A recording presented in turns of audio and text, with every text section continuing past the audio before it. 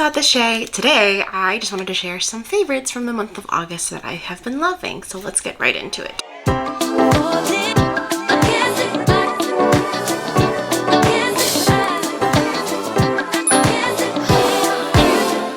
I wanted to first start off with some miscellaneous things. Number one, you've probably seen people have this. It's just this little like portable travel fan. And I think it's supposed to look like a little bear because it has like little ears.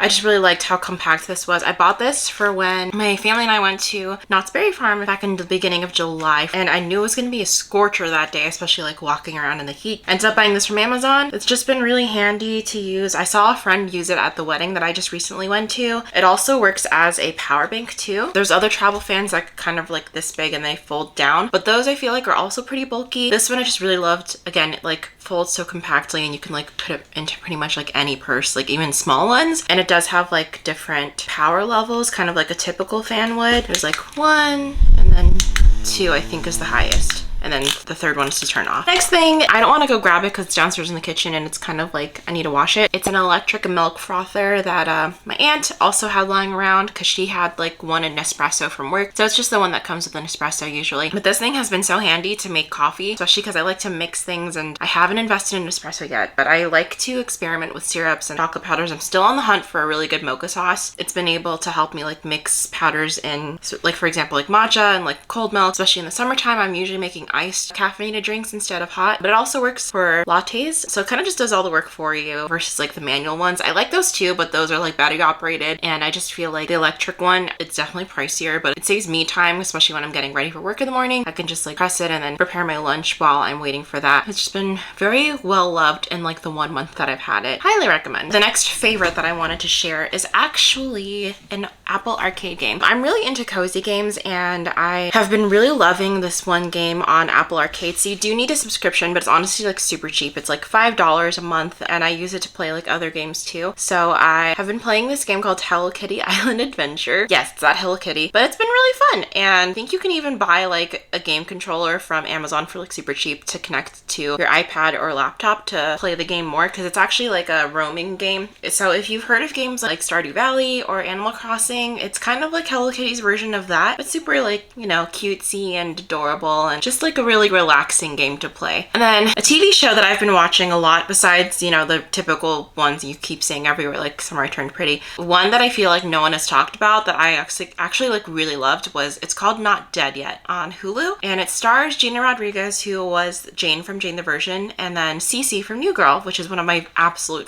top favorite shows. But I really liked this show because I felt like it touched on a lot of like things that I'm experiencing. The show is about Gina's character who is navigating life in her 30s, you know, not hitting deadlines and where she thought she was going to be. She's coming back from living abroad with someone she was in love with, and she thought they were going to get married and it didn't happen. So now she's coming back home and having to like readjust to living in an apartment with like someone she just met, and you know, all these like adulting things, and not having her dream job. But what's also really interesting is that her job is writing obituaries. She wants to be a writer, but she ends up getting a job writing obituaries because her and her boss don't really get along. But this job, there's like a paranormal twist to it. So while she's writing obituaries, the person she's writing about ends up like popping up into her life and no one else can see them but her. So she's communicating with these spirits and she's learning all these really beautiful life lessons from all of them. So it was a comfort show, but at the same time, Gina's acting in certain scenes really evokes deep, profound emotions, and I think they're really good life lessons that all of us can resonate with or get value from. I just loved it. I binged it and I'm waiting on season 3. The last item in the miscellaneous category, I can't physically show because I actually didn't buy the physical copy. I just read it on my Kindle. It is available on Kindle Unlimited. There's this series that I heard about on TikTok. It's called the Honeywood series, and one thing to know about me is Friends to Lovers is like my absolute favorite trope. This TikTok was talking about the series and she was like, oh, this last book is finally like coming out. So I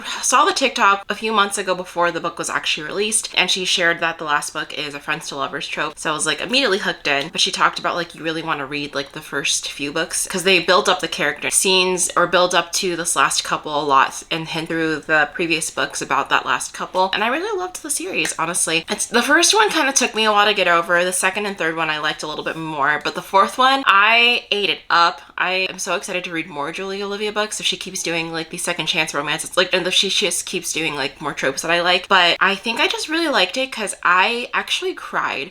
I remember getting to like the really emotional parts and it was like midnight and I like just started sobbing because you can like feel the ache and the emotion and the pain of the girl in the book. And if you've ever experienced heartbreak in that sense and like love and like deep pain, I think you'll really resonate with it. But it just like felt comforting because I've read so many rom-com books, but I felt like none of them really like spoke to the specific pain and heartache I experienced when it came to like my own personal dating life, and this one just really laid it out, and it was almost as if like Julie Olivia was writing me. So I really loved the book, and I know I'm like super biased, but please just give it a chance. Julie Olivia, I love you. You're an amazing writer, and I really cannot wait for more books of yours or just to like dive into more of your writing because I am hooked. You have me as a reader for life. Next, we're gonna talk about some beauty favorites because I'm at my desk and it's just easy. First thing I have is actually not a specific product I want to talk about. I don't remember how I came across this. I think it was on TikTok, of course, because TikTok has become like my research hub. So something I started implementing into my skincare routine is I don't wash my face in the morning. And I know you're probably thinking that's really gross. Like, what do you mean? I don't just like go about my day and not clean up anything, of course. What I started doing actually, instead of like washing my face with like soap, is spraying my face with rose water. Yeah, so I started spraying my face with rose water, and I don't actually particularly recommend this product. I'm gonna link a better one I found down below just because I feel like this one's probably not the best for sensitive skin. The 𝒊𝒏𝒆𝒄𝒕 line has very strong fragrances, so you probably want to get something a little bit gentler, but I found one on Amazon that I'll link down below for you if you're interested in trying this. But I swear since I started doing that, my skin has just been healing. Like my acne scars are finally like starting to fade. I don't get as many pimples. I mean, I still get them, but I do feel like it's made a big difference. Don't think I'm ever gonna like revert back to washing my face in the morning. And also, I started trying out this product, which is also another TikTok viral product. This is the Advanced Snail 96 Mucin Power Essence from COSRX. I'm still formulating my feelings and thoughts about this product, but I started using this product because a lot of people said it wears really well under makeup, but you have to use it while the skin is still hydrated. So I actually will take my rose water with this in order to let the product really stick and set into the face the way that it's supposed to be applied. So yeah, I've just found like multiple uses for rose water. It's also just like on days that I'm not wearing makeup, I just like to spritz it because it just helps me feel more refreshed, especially in the summer and living in California in the heat. I get dehydrated really easily, and at work I'm running around a lot, so I sweat a lot. So the rose water just helps me feel better. So yeah, it's just something I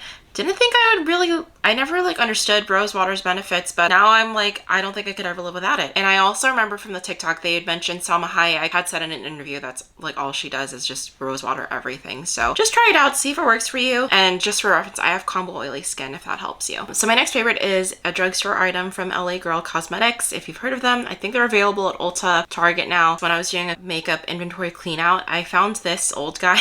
I don't know how old this is, honestly, but I tried it out, I guess, just to see if I wanted to keep it or not, and I was so impressed with how thin the strokes are. This is actually a brow pencil. I'm very particular about brow pencils because a lot of times they pull a little too warm on my skin, and when I actually draw on my skin, it comes out looking reddish brown instead of black. This one has a good color. The pencil tip kind of goes like pretty thin. I don't know if you can see that.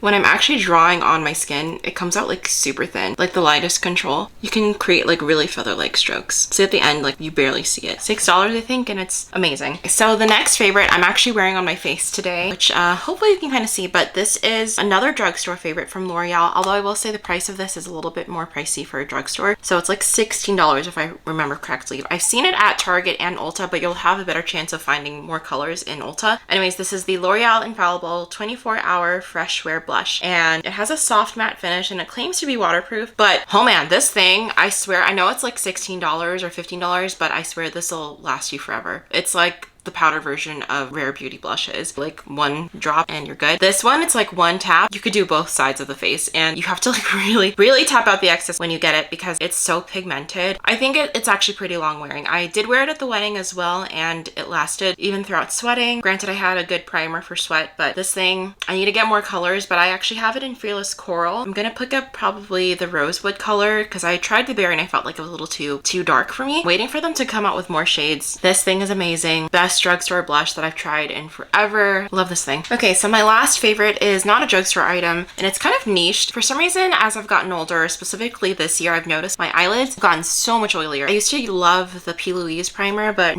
it wasn't working. So I've been hunting for a good primer, and an Ulta worker recommended me this one. It still gets oily a little bit, and it still doesn't like completely prevent my creasing. And I think I'm at this point where I've accepted that my lids are just that crazily oily that it will defeat anything. That being said, this is the only one that has worked mostly well. Like I would say like 75%, 80% well. There's still like a 20% that like could be better, but oddly enough, I really like the smell. I didn't expect it to have a scent, but it's like a very gentle, clean smelling scent. And yeah, it's the only thing that works on me really. Anyway, we're gonna talk about fashion favorites now, which is probably my favorite thing to talk about, and I feel like I can talk forever about them. So there are quite a few items. Let me just start because I'm gonna get too excited. My first favorites are these 90s platform-ish wedge sandals. These are actually just a random pickup I found from like, I think Marshalls or TJ Maxx. They're supposed to be dupes for Steve Madden. I think it might be the original ones. They're pretty much like the slinky sandals from Steve Madden. I know Amazon has a few dupes, so I'll link those below. Like I said, I just picked up these random ones from Marshalls because they were a little bit cheaper. I think I'm gonna probably pick up the tan version from Amazon sometime soon. I really love it. It's comfortable. I think the one I have actually has memory foam embedded into it, so they have been like my most worn shoe when I'm not working and I'm just like going for casual hangouts with friends. I wear them with like pretty much everything. They've been my go-to. Next favorite of mine is actually, I'm not gonna wear it on camera because I'm not about to like strip down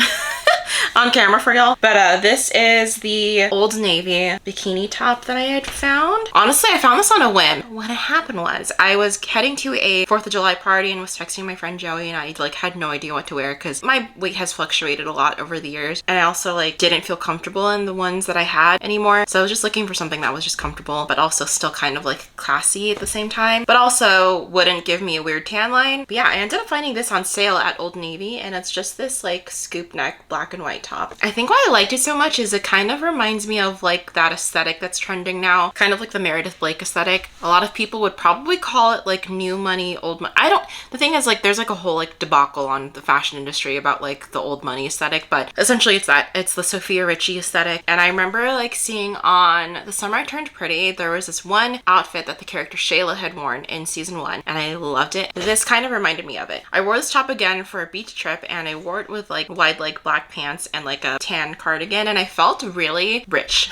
Even though my whole outfit was like probably less than 100, I felt expensive. I don't know, there's just like a certain confidence that this top has given me when I pair it with other items. But I think because it's such a classic piece, and I also could wear it for working out if I wanted to. I tend to buy like floral swim pieces, but there's something about this one that I just really loved and I could not stop wearing. And even if I tanned, it tanned in the right places, so it didn't leave like super weird tan lines. Just goes to show, check the sale items in Old Navy. You never know what you're gonna find. Okay, my next favorites. I actually bought these while I was in the Philippines this December, January trip. I bought these because I had heard about these for a while from like YouTubers and TikToks like last summer, but I didn't invest in it until everyone in the Philippines wears these, like everywhere I went. And I think it's because a lot of people walk a lot in the Philippines, even if we drive from place to place. Once you get to your destination, it's just a lot of walking to get from place to place, especially like in the mall, because the malls in the Philippines are like 5 stories. So these are from Uniqlo. I call them my favorite fanny packs. They're actually called the round mini shoulder bag. I have heard that there's like a new version and an old version, so I think the black one I have is actually the old version, and then this one that I have is the new version. I think the only difference is the material. So the black one feels a little bit rougher, and this one feels more of like a puffy material, especially if you like are familiar with like the Calpac Luca line. It's kind of like that feeling. This one's a little bit like scratchier feeling, if that makes any sense. I still feel like the new version is also pretty wipeable, and that's why I liked these so much. What I really love about these is that they are just so spacious. They're a ludicrously capacious bag and they fit so much. Like I remember I was able to fit my Nintendo Switch console once. I've also fit in a Kindle in here a few times, and I have like the Kindle Fires, so they're a lot bigger than the Paperwhites. They do have little mini pockets inside, but because of the material, they kind of like, you know, they scrunch up easily. So I wouldn't say that things stay in the pockets unless they're like super small things like bobby pins. I'm a size 14, 16, and I can fit these around my waist, around my boobs, and it's fine. Honestly, very very proud of these impulse purchases. These are amazing. One of the best purchases I've made from Uniqlo. Okay, the last item I have for today's video is actually these pants I got from Target, and I just wore these yesterday. Again, I was going to try them on, but I kind of feel like they're a little dirty from yesterday's shift. They're just these like trousers, tailored looking pants from Target from the A New Day line, and I have this in size 14. I just really like the material of it. I don't know if you can kind of like see. It's kind of like lightweight material, like chiffon and crepe material, I would say. But I just like that it's super lightweight, especially when it's like hot outside. I feel like I can still wear this and still feel like a breeze coming through. Kind of why people buy linen a lot in the summers, because they're just breezy and breathable. These pants are just like that, except they look more appropriate for office wear rather than casual day wear, although you can wear it casually. And also, for being such a light color, it's actually not see-through. It's pretty opaque. And then the waist is, there's like a little bit of stretch, not too much. I think these were also an impulse buy, but one of the better ones that I've had too. But yeah, I'd say stick true to size on these guys. Also, it hasn't shrunk on me yet, but I do like make sure I don't machine dry it. I make sure that I air dry it. I haven't gotten the other colors yet, but maybe I will soon. And I think Amazon also has a dupe, but I will link both for you below. Alrighty guys, well that is the end of today's video. I am very particular about calling things my favorites. I like to test things out before I like share it as a recommendation, because I spent my money on it. I want to make sure you are okay with spending your money on it, but also because like if you know you're going to be supporting me through these like affiliate links and stuff like that, I just want to make sure you understand that it's worth the investments. So I will only like do favorites videos on like particular items that I've like really tested or like worn for a long enough time to give a more cohesive review on the item. What I'm also going to do is, I did this last year, I think I'm going to do like an end of the year roundup of like my favorite things, like fashion, beauty, and other things. I might do it in like one big video, because I didn't really start playing with makeup a lot until like the summertime this year. For the past 3 years, I've been really minimal with my makeup and not really like playing with it as much, but this year I did. But I also feel like it's still not going to be a lot of like favorites to talk about, so I'm probably just going to do everything in like one big video at the end of the year. I do have some packages coming, but again, I want to take time to like wear them throughout the next few months and then have like a more formulated opinion on them. I'm kind of excited for that video. I remember that one, it took a lot of like time and effort to make, but it was also like one of my well-loved videos. Yeah, I'm excited for that. So if you want to keep seeing more favorites videos from me, let me know down below, or like what other types of videos you would want to see. So the next one will be a September favorites, and then I also might have another vlog coming up soon. Just give me ideas, because right now we're just kind of experimenting with this channel together and figuring out what works and what doesn't work. Stay tuned for the next few videos, and I hope you have a great rest of your day wherever you are. I'll see you guys in the next one.